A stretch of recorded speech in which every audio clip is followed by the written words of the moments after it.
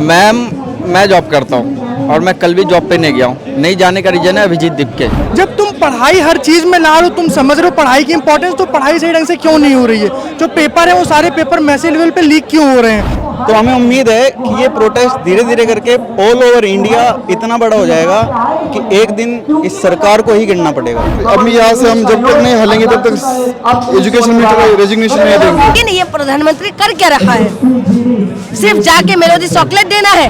अभिव्यक्ति की आज़ादी और हमारी जेंडर, सेक्सुअलिटी, ये सब कुछ हमें संविधान देता है। उसके साथ में हमें एश्योरेंस देता है प्रिवेसी का, राइट टू प्रिवेसी। अगर कोई इसे वायलेट करता है तो उसके खिलाफ लीगल एक्शंस भी हो सकते हैं, जो हो रहे हैं और हम करेंगे भी अगर कुछ ऐसा होता है। दिल्ली के अंदर पानी नहीं है और रेखा गुप्ता कहती है कि पानी भाप बन के ऊपर उड़ गया। लेट कर ऐसे रहकर आपको लगता है इस्तीफा दिलवा पाओगे धर्मेंद्र प्रधान का? मैम, लेटा तो अभी हूँ फिलहाल, थक गया हूँ थोड़ा इसलिए लेटा हुआ। खाना मैं कल दोपहर 12 बजे से। तो यानी कि पूरी रात यहीं पे पूरी रात यही। हमें तो ये सुनने में आया था कि रात में ना तो यहाँ पर बिजली की व्यवस्था थी, ना पानी की व्यवस्था थी और ना ही यहाँ पर लोगों के लेटने की। मैम, बिजली काटा गया था, बिजली काटा गया था। समथिंग 5 बजे समथिंग बिजली काटा गया था। फिर 11 बज के कुछ मिनट में बिजली दिया गया है, लेकिन स्टेट पे नहीं दिया गया, इस एरिया में दिया गया है। उधर का लाइट, वो स्टेट लाइट बंद था, लेकिन बाद में फिर कॉपरेट किए, पुलिस वाले भी बहुत कॉपरेट किए, इसलिए हम लोग अब तक बैठे हुए हैं। अगर कॉपरेट नहीं करते तो कल 5 बजे तक का ही परमिशन था और अभी परमिशन बढ़ा भी नहीं है। हम लोग बैठे हुए तो पुलिस भी कॉपरेट कर रहे हैं, इसलिए हम बैठे हुए हैं। तो आपको लगता है कि जिस तरीके से अभिजीत यहाँ पर लोगों के बीच में जाके उनके हौसला बढ़ा रहे हैं, मंच से हौसला बढ़ाया जा रहा है लगातार, क्या वो लोग धर्मेंद्र प्रधान का इस्तीफा दिलवा पाएंगे? क्या उन बच्चों को न्याय मिलेगा, उन परिवारों को न्याय मिलेगा? मैम, मैं जॉब करता हूँ और मैं कल भी जॉब पे नहीं गया हूँ। नहीं जाने का रीजन है अभिजीत दीपके। उसने इतनी हिम्मत दी है ना हमें कि क्या बताओ, इसलिए हम भी आज और कल दोनों बैठे हुए हैं। बस वो हौसला दे रहे हैं, और हौसला जब देते हैं तो हौसला लेने वाले बहुत सारे हैं, इसलिए हम लोग बैठे हुए हैं। और जब तक धर्मेंद्र प्रधान इस्तीफा नहीं देगा ऐसे ही बैठे रहेंगे, चाहे भूख हड़ताल पे बैठना पड़े, चाहे जो करना पड़े, लेकिन बैठे रहेंगे। आपको लगता है कि जिस तरीके से अभिजीत लगातार ये कह रहे हैं कि हम इस प्रोटेस्ट को और भी आगे बढ़ाएंगे, क्योंकि अभी मैं मंच से सुन रही थी तो उन्होंने यही बोला कि ये आंदोलन आज रात भी चलेगा, यहाँ पर वो बच्चे इकट्ठा हो पाएंगे जो इस वक्त नीट का पेपर दे रहे हैं, क्या वो भी यहाँ पर आएंगे? मैम, आज तो उनका नीट का एग्ज़ाम है और मैं यही कहता हूँ कि उन सबका बढ़िया एग्ज़ाम जाए, बढ़िया से लिखे, लेकिन कल फिर देखिएगा वो आएंगे और ज़रूर आएंगे, क्योंकि उनके हक के लिए लड़ रहे हैं हम। ना हमको स्टूडेंट है, लेकिन हम आने वाले फ्यूचर के लिए भी लड़ रहे हैं। कल को मेरा भाई देगा, कल को मेरी बहन देगी, तो मेरे से पूछेगी भैया आपके टाइम में हुआ था, आप क्या किए, आपने आवाज़ नहीं उठाया इसलिए आज ये हाल है। तो मैं बस इसलिए हूँ, मैं कोई स्टूडेंट भी नहीं हूँ। आपके पोस्टर पे लिखा है वादे बहुत सुने अब काम करो, ठीक है? तो अगर मैं बात करूं काम की, तो साल 2012 में आप ही लोग थे, वही जनता थी, वही युवा था जो केंद्र सरकार को लेकर आया था केंद्र में। तो अब आप लोगों की ऐसी क्या नाराजगी है उन लोगों से जो आप लोग सीधे तौर पर उनका इस्तीफा मांगने पर उतर आए हो, प्रोटेस्ट करने पर उतर आए हो? देखिए, प्रॉब्लम ये है कि हम उनके वादों पे लेके आए थे। एक तो यहाँ पे कोई रूल नहीं है, कोई भी मिनिस्टर आता है झूठा वादा करता है और चला आता है। उनका सबसे बड़ा जो नारा था, सबसे बड़ा पॉइंट था, पढ़ेगा इंडिया तभी तो बढ़ेगा इंडिया। ये पढ़ाई ही नहीं करवा पा रहे, जब स्वास्थ्य नहीं दे रहे हैं, शिक्षा ही नहीं दे रहे, हमें सही से शिक्षा नहीं मिल रही तो इंडिया आगे कैसे बढ़ेगा? और दूसरा था बेटी बचाओ बेटी पढ़ाओ। जब तुम पढ़ाई हर चीज में ला रहे हो, तुम समझ रहे हो पढ़ाई की इंपॉर्टेंस, तो पढ़ाई सही ढंग से क्यों नहीं हो रही है? जो पेपर है वो सारे पेपर मैसेज लेवल पे लीक क्यों हो रहे हैं? दूसरी बात रही बात हमारी नाराजगी, तो हमारी नाराजगी कई लोगों से, हम समर्थन देते हैं वादों का, जो हमसे वो वादा करते हैं हम उसके बेसिस पे उन्हें वोट देते हैं। अब जैसे राहुल चड्ढा का आप देख लीजिए, वो युवा के सबसे फेवरेट बन गए। एक टाइम पे इंस्टाग्राम के वो युवा नेता थे। अब तो आखिरकार में उन्होंने भी तो धोखा दे दिया ना।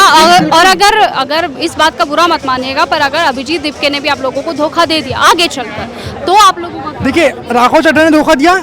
इंस्टाग्राम पे एक ट्रेंड चला #unfollow राहुल चड्ढा किया, युवा ने बाइकआउट किया, उनका भी बाइकआउट किया। तो अगर जो धोखा देगा, हम किसी पार्टी के साथ नहीं है, हम साथ हैं उनके पॉइंट के साथ, उनके मोटिव के साथ, वो करना क्या चाहते हैं। कोई हमें शिक्षा दे रहा है तो हमें शिक्षा चाहिए, कोई स्वास्थ्य दे रहा है हमें स्वास्थ्य चाहिए। हमें किसी पार्टी से मतलब नहीं, कोई भी पार्टी अच्छी बुरी नहीं होती, उनके थॉट्स अच्छे बुरे होते हैं, क्योंकि हर एक पार्टी में अलग अलग प्रकार के लोग होते हैं, किसी के थॉट्स अच्छे हैं, किसी के खराब हैं। तो हमें सिर्फ पॉजिटिव पॉइंट्स पे जाना है। हमें शिक्षा चाहिए तो हाँ चाहिए, हमें स्वास्थ्य चाहिए तो हम उस पॉइंट पे वोट देंगे। लेकिन सिर्फ एक इस्तीफे से इन सभी लोगों को न्याय मिलेगा, उन तमाम पेरेंट्स को न्याय मिलेगा जिनके बच्चे आज इस दुनिया में नहीं है?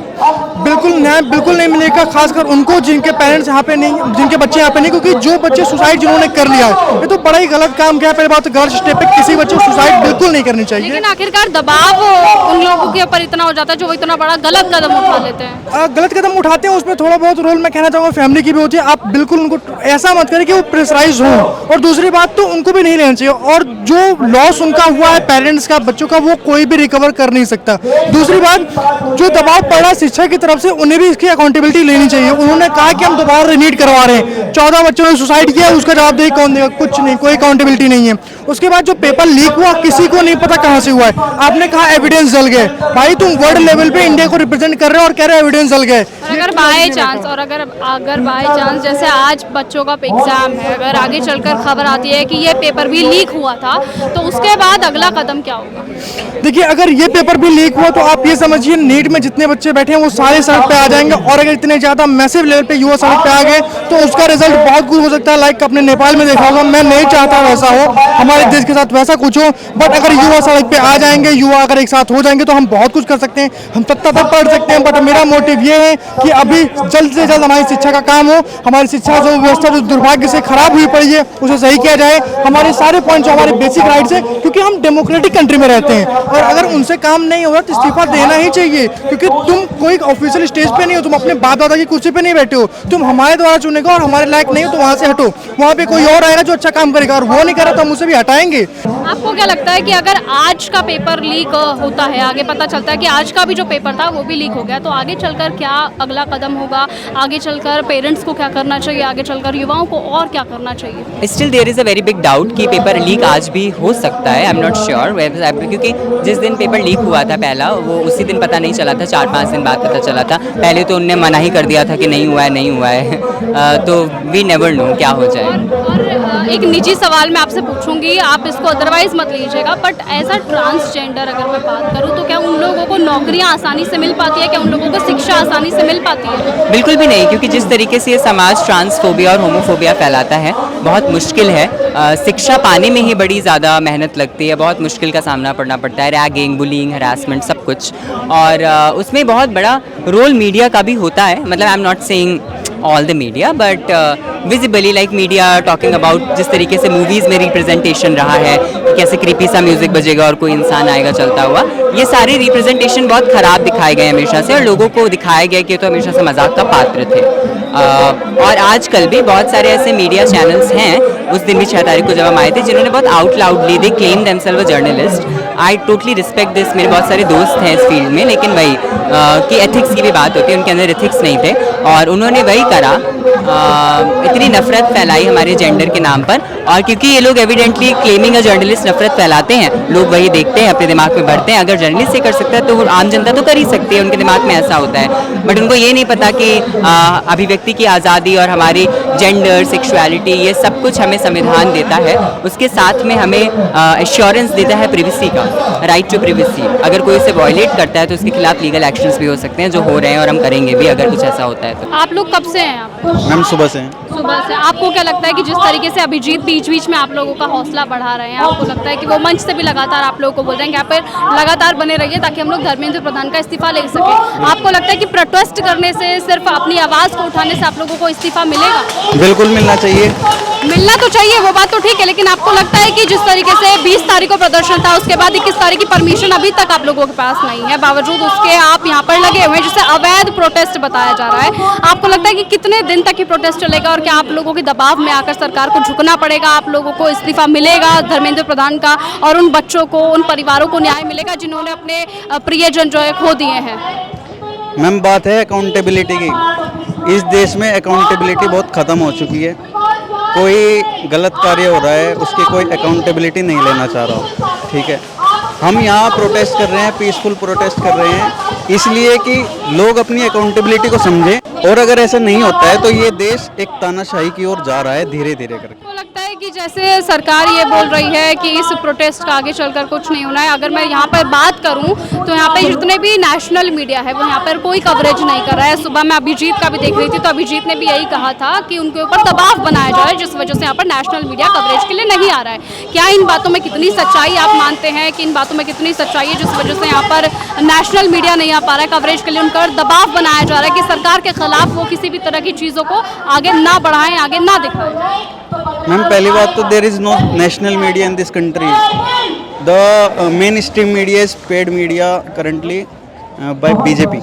ओके, सो जो भी हो रहा है वो सोशल मीडिया के छोटे छोटे जो यूट्यूबर्स हैं या जो अपने प्राइवेट रिपोर्टर्स हैं वो कर रहे हैं, और उन्हीं के जरिए ये जो प्रोटेस्ट है धीरे धीरे लोगों के पास पहुंच रहा है। तो हमें उम्मीद है कि ये प्रोटेस्ट धीरे धीरे करके ऑल ओवर इंडिया इतना बड़ा हो जाएगा कि एक दिन इस सरकार को ही गिरना पड़ेगा। तो हमें उम्मीद के साथ साथ पूरा भरोसा भी है। कहाँ से आए आप? मैं पूना महाराष्ट्र से आया हूँ।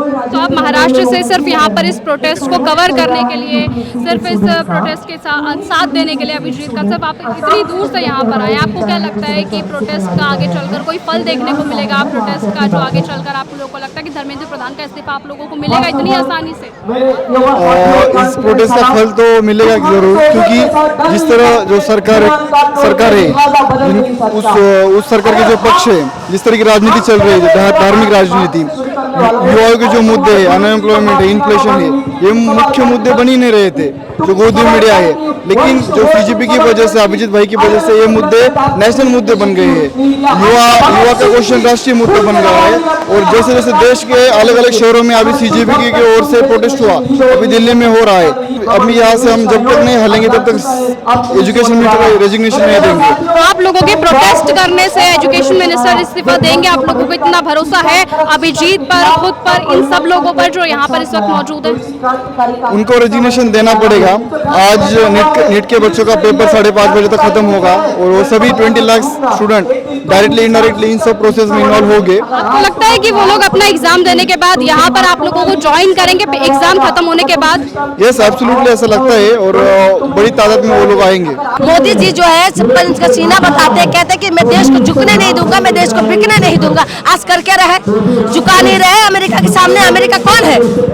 एक प्रधानमंत्री थी ना, इंदिरा गांधी, उन्होंने अमेरिका को धमकी दी थी जब अमेरिका ने बोला था कि हम 7वां भेजा भेजेंगे। उन्होंने बोला 7वां भेजो, 17वां में भेजो, हम तो पीछे हटने वाले बच्चे नहीं है। पाकिस्तान का 2 फाड़ कर दिया। लाल बहादुर शास्त्री को धमकी दिए थे कि नहीं तुम लोग जो है पाकिस्तान के ऊपर हमला मत करो, तो लाल बहादुर शास्त्री जी ने क्या बोला था कि उन्होंने हमारे ऊपर हमला करा, जवाब देने का ताकत हमारे अंदर है, हम जवाब देंगे। तो लाल गेहूं बंद करना है तो बंद कर दो। तो पूरा देशवासियों से बोला था कि एक दिन का फास्टिंग रखे, सबने फास्टिंग रखा और उसके बाद हमारे स्वाभिमान के खातिर हम लाल बहादुर शास्त्री ने जय जवान जय किसान का नारा दिया था। आप बताइए ना प्रधानमंत्री क्या कह रहे हैं? उसके बाद आप ये लगा लीजिए कारगिल युद्ध किस तरीके से मुंह तोड़ जवाब दिया अटल बिहारी वाजपेयी जी ने। लेकिन ये प्रधानमंत्री कर क्या रहा है? सिर्फ जाके मेलोडी चॉकलेट देना है और जाके जो है इंस्टा फाइल में इनका नाम आया है, इसी के दबाव में ट्रम्प तो सीधा कह रहे हैं ना कि मोदी का करियर मैं खत्म कर सकता हूँ। तो आज मोदी जी से अपने वजह से पूरा देशवासियों का करियर खत्म करने में लगे हुए। इनको बस बकवास करवा लो, इनसे हिंदू मुसलमान करवा लो, जाली वाली टोपी ढूंढता रहेगा, मस्जिद ढूंढते रहेंगे, इनके सिवा इनके पास कोई काम नहीं है। आज हिंदू मुसलमान में उलझा रखा देश के अंदर। आज जो आदिवासी आवाज उठाते तो नक्सली बताते हैं, हिंदू आवाज उठाते तो कांग्रेसी बताते हैं, अगर मुसलमान आवाज उठाए तो पाकिस्तानी बता देगा, और हम जैसे नॉर्थ ईस्ट वाले आवाज उठाए तो हमें चाइनीज माल बता देते हैं। तो आप बताइए करे तो करे क्या? देश के अंदर पानी नहीं है, पानी की कमी की वजह से हाहाकार हो रहा है। दिल्ली के अंदर पानी नहीं है और रेखा गुप्ता कहती है कि पानी भाप बन के ऊपर उड़ गया। बताइए, ये हमने पढ़ा था भाप बन के ऊपर उड़ जाते, पूरा पानी उड़ गया। ये इनकी साइकोलॉजी है। दूसरी बात मैं आपको बता दूं कि आप देखें देश के अंदर जो है महिला सुरक्षित नहीं है। महिला का एक बहुत बड़ा मुद्दा है, लेकिन महिला को खिलाना बन के ये लोग चला रहे। जो कोर्ट ने बोला बलात्कारी है, असरम बापू, राम रहीम, इन लोगों को बार बार पैरोल कैसे मिल रहे हैं इनकी सरकार में? हरियाणा में किसकी सरकार है? बार बार कैसे मिलते, कैसे बाहर आते इनके काफिला? आना आपने देखा है किस तरीके से बाहर निकल के आते हैं। आज महिला सुरक्षित नहीं है। महिला आए दिन जो है गुजरात से 40,000 से ज्यादा महिला गायब है, दिल्ली से महिला गायब है, मध्य प्रदेश से महिला गायब है, राजस्थान के अंदर रेप केस सबसे ज्यादा है। आप बताइए ये लोग कर क्या रहा है? मुझे समझ में नहीं आ रहा है। और ऊपर से जो है राम मंदिर भी सुरक्षित नहीं है, राम मंदिर से भी ये लोग जो है चंदा चोरी हो रहा है। आप बताइए कि हम लोग इनको किस लिए बिठा के रखा है? पेपर नहीं दिला पा रहे ये लोग, बच्चों का भविष्य के साथ खिलवाड़ कर रहे, रोजगार इनके पास नहीं दे पा रहे। ये लोग बोले थे हर साल 2 करोड़ रोजगार कहाँ है? तो ये है आज का वो युवा, ये है आज का वो यूथ जो इस वक्त पूरी तरह से गवर्नमेंट से हताश है, निराश है और लगातार अपना पूरी तरह से विरोध दर्ज कराता हुआ नजर आ रहा है। आप मेरे पीछे देख सकते हैं कि किस तरीके से यहाँ पर देशभक्ति के गाने बजाए जा रहे हैं, लोगों का जोश बढ़ाने के लिए, लोगों के अंदर वो एक इच्छा जगाने के लिए कि अभी भी उनके अंदर इस वक्त धर्मेंद्र प्रधान के इस्तीफे की इच्छा है। और अब देखने वाली बात होगी कि कॉकरोच जनता पार्टी क्या अब सचमुच सरकार को अपने आगे झुका कर बाज आएगी या नहीं आएगी? क्या कॉकरोच जनता पार्टी सरकार को अपने दबाव के नीचे ला पाएगी या नहीं ला पाएगी? वो तो आने वाला वक्त ही तय करेगा। लेकिन फिलहाल आज की इस खबर में सिर्फ इतना ही। देश और दुनिया की तमाम बाकी खबरों के साथ रहिए, जुड़े रहने के लिए आप बने रहिए और देखते रहिए न्यूज़ गंगा। नमस्कार। अगर आपको ये हमारा वीडियो पसंद आया हो तो इसे लाइक और शेयर करना बिल्कुल ना भूलें। साथ ही हमारे चैनल न्यूज़ गंगा को सब्सक्राइब और फॉलो जरूर करें ताकि देश और दुनिया की हर बड़ी खबर आप तक सबसे पहले पहुंचे।